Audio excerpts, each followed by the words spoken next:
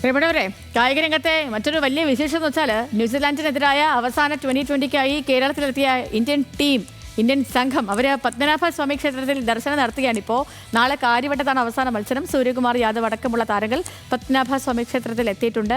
Hans വിവരങ്ങളുമായിട്ടുണ്ട്. ഹാൻസെ, ഈ എല്ലാവരും എത്തിയോ? ക്ഷേത്രത്തിനുള്ളിലേക്ക് പ്രവേശിച്ചോ? വിവരങ്ങൾ എങ്ങനെയാണ്?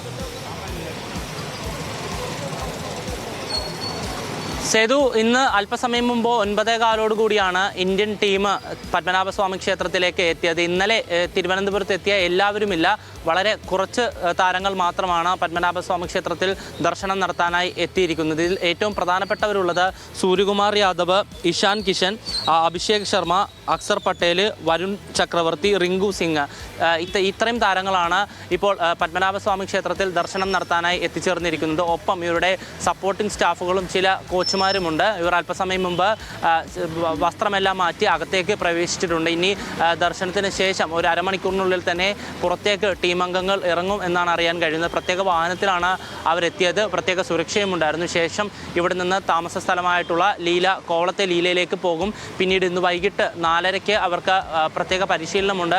കാര്യവട്ടം ഗ്രീൻഫീൽഡ് സ്റ്റേഡിയത്തിൽ വെച്ചാണ് നെറ്റ്സ് പരിശീലനം നടക്കുക.